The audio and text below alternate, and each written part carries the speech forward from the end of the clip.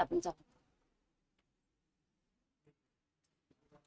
नमस्कार विद्यार्थी मित्रांनो, लक्षदीप अकॅडमी मध्ये आपल्या सर्वांचे पुन्हा एकदा सहर्ष स्वागत.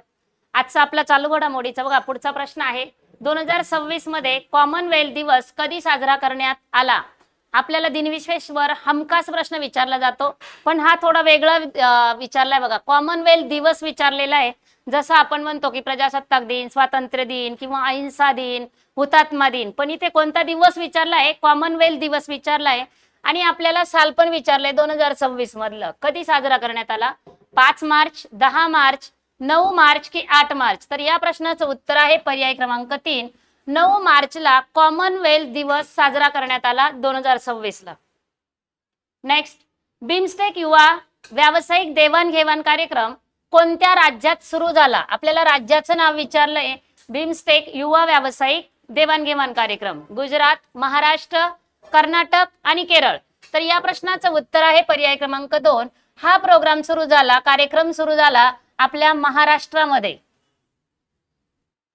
नेक्स्ट, सुदर्शन पटनायक कोणत्या कलेसाठी प्रसिद्ध आहेत?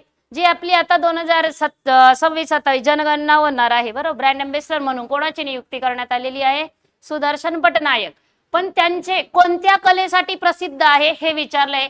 चित्रकला, शिल्पकला, वाळू शिल्पकला की नृत्यकला? तर हे सुदर्शन पटनायक आहे ना, हे वाळू शिल्पकलेसाठी प्रसिद्ध आहे. पर्याय क्रमांक 3. पुन्हा त्यांच्यावरच प्रश्न विचारलाय. सुदर्शन पटनायक यांच्या कलेद्वारे कोणता संदेश दिला जातो? आता अगोदरच्या प्रश्नात आपण बघितलं कोणत्या कलेसाठी प्रसिद्ध आहेत, तर वाळू शिल्पकलेसाठी ते प्रसिद्ध आहेत. पण या कलेद्वारे कोणता संदेश दिला जातो?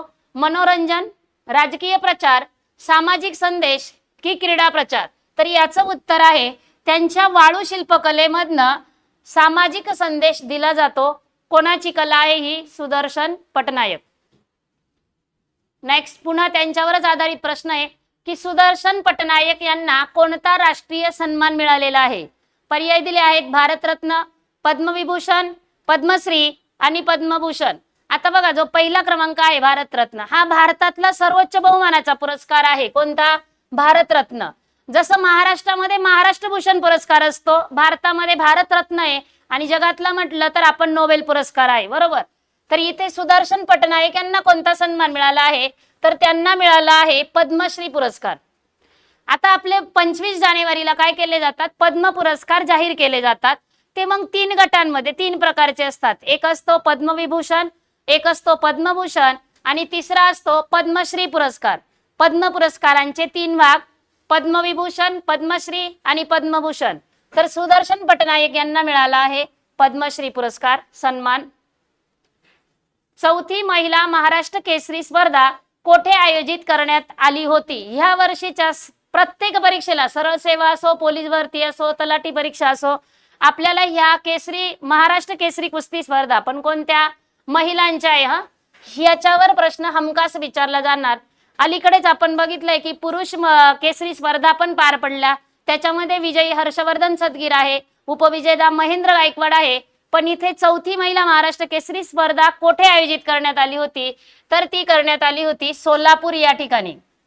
आणि ह्या वर्षीची जी 68वी पुरुष केसरी स्पर्धा झाली ती कुठे आयोजित करण्यात आली होती? वाघोली, पुणे या ठिकाणी.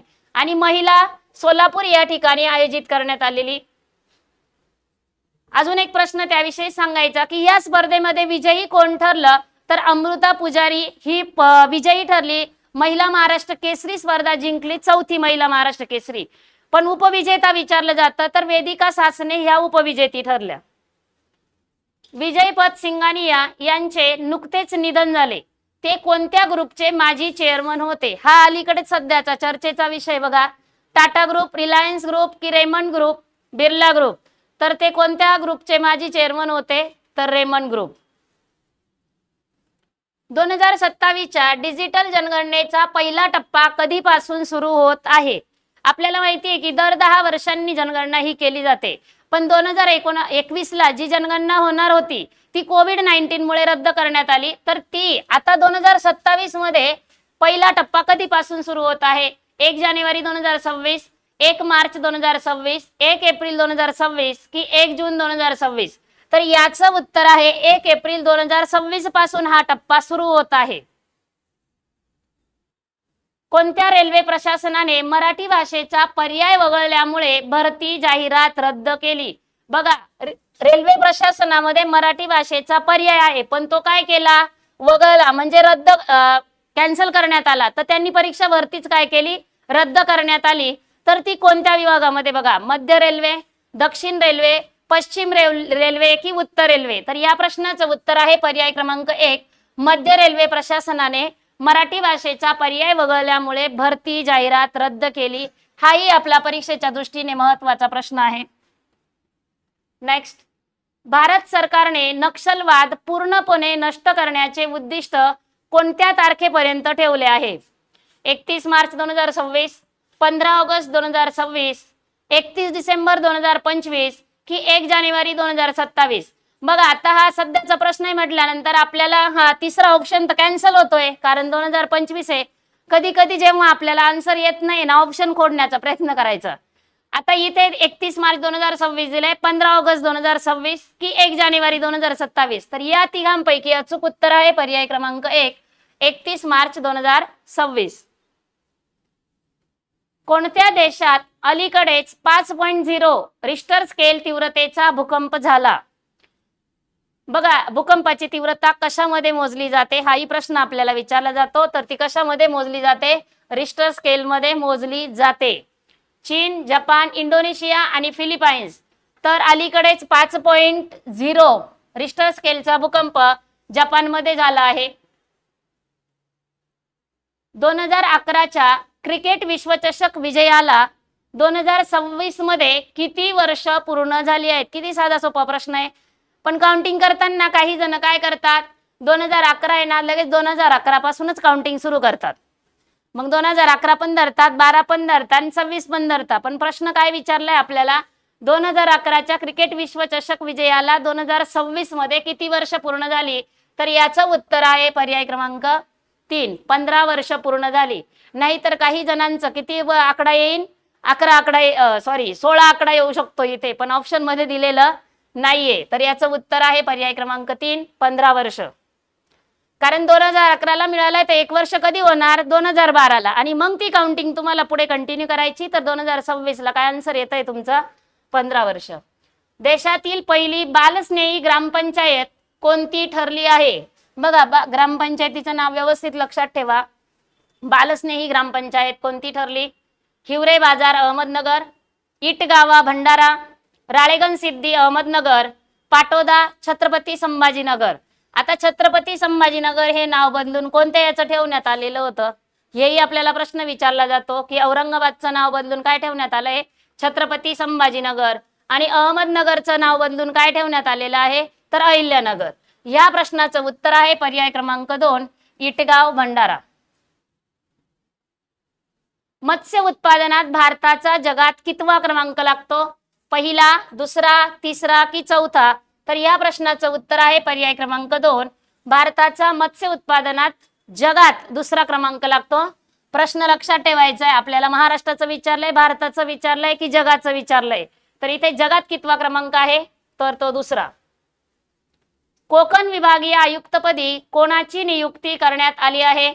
रुबल अग्रवाल, सुजाता सौनिक, इकबाल सिंह चहल की निधी चौधरी? तर या प्रश्नाचं उत्तर आहे पर्याय क्रमांक 1, रुबल अग्रवाल यांची विभागीय आयुक्तपदी नियुक्ती करण्यात आलेली आहे. मग इथे असणारं दुसरं नावही आपल्या दृष्टीने महत्वाचं आहे की सुजाता सौनिक कोण? तर पहिल्या महिला सचिव कोण आहेत? तर सुजाता सौनिक. नेक्स्ट, नदी पुनरुज्जीवन प्राधिकरणाचे अध्यक्ष कोण आहेत? राज्यपाल, पर्यावरण मंत्री, मुख्यमंत्री की जलसंपदा मंत्री? नदी पुनरुज्जीवन प्राधिकरणाचं म्हटल्यानंतर बऱ्याच जणांना असं वाटेल की मॅडम इथं नदी म्हटल्यानंतर पाण्याचा संबंध येतो, मग आपण म्हणू जलसंपदा मंत्री. तर या प्रश्नाचं उत्तर आहे पर्याय क्रमांक 3, मुख्यमंत्री हे अध्यक्ष आहेत नदी पुनरुज्जीवन प्राधिकरणाचे. मुंबई मराठी ग्रंथ संग्रहालय अध्यक्षपदी कोणाची निवड झाली आहे? उद्धव ठाकरे, शरद पवार, राज ठाकरे की एकनाथ शिंदे? तर याचं उत्तर आहे पर्याय क्रमांक 2, शरद पवार यांची नियुक्ती झालेली आहे. सुधारित शक्तीपीठ महामार्ग एकूण किती जिल्ह्यांतून जाणार आहे? 10 जिल्हे, 12 जिल्हे, 13 जिल्हे की 14 जिल्हे?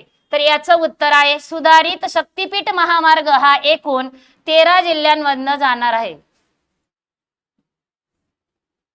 सुधारित शक्तीपीठ महामार्गाची एकूण लांबी किती किलोमीटर आहे? या अगोदरचा प्रश्न आणि हाही प्रश्न दोन्ही महत्वाचे आहे. दोन्ही पैकी एक हमखास विचारला जातो.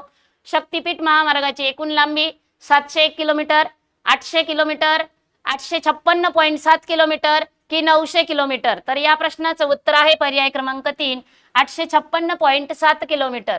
मग 701 किलोमीटर लांबी कोणत्या महामार्गाची होती? तर ती समृद्धी महामार्गाची.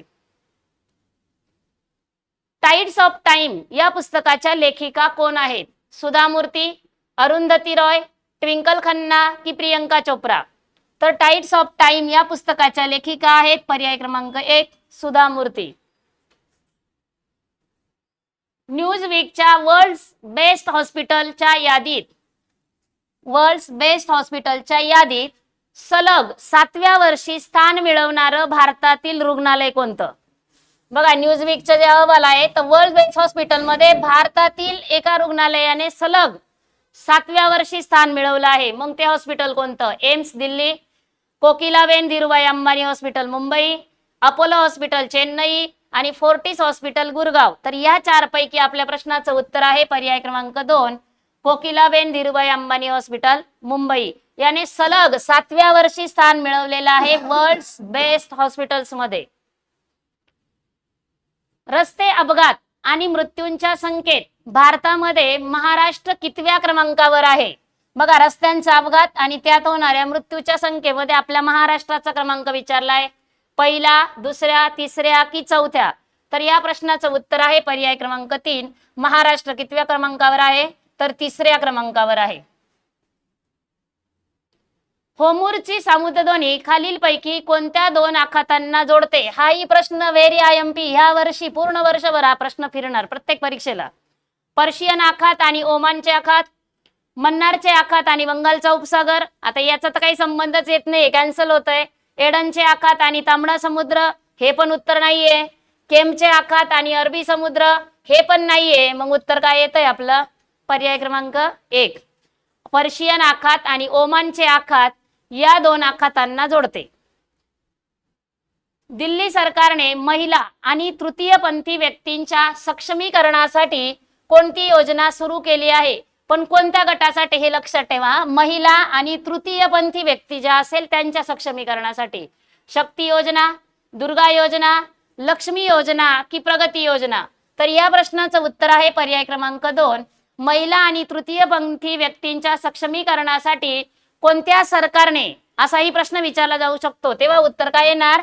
दिल्ली सरकारने. कोणती योजना सुरू केली? दुर्गा योजना.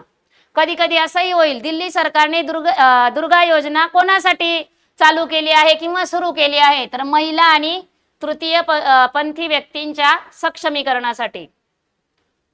भारतीय नौदलाने होमूरच्या सामुद्रधुनीतून भारतीय जहाजांची सुरक्षित सुटका करण्यासाठी कोणती मोहीम राबवली? हाही प्रश्न हमखास विचारला जाणार. ऑपरेशन गंगा, ऑपरेशन रक्षक, ऑपरेशन ऊर्जा सुरक्षा की ऑपरेशन कवच?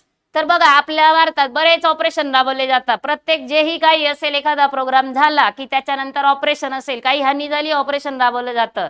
तर आता महत्वाचं जे जागतिक स्तरावर आहे तर सामुद्रधुनीतून भारतीय जहाजांची सुरक्षित सुटका होण्यासाठी भारत नौदलाने कोणतं ऑपरेशन राबवलं आहे, मोहीम राबवली आहे? तर ऑपरेशन ऊर्जा सुरक्षा ही मोहीम राबवली आहे आपल्या भारतीय नौदलाने. आजचे आपले महत्वाचे प्रश्न एवढेच होते. यानंतर पुन्हा नवीन प्रश्नांसह भेटू. तोपर्यंत धन्यवाद.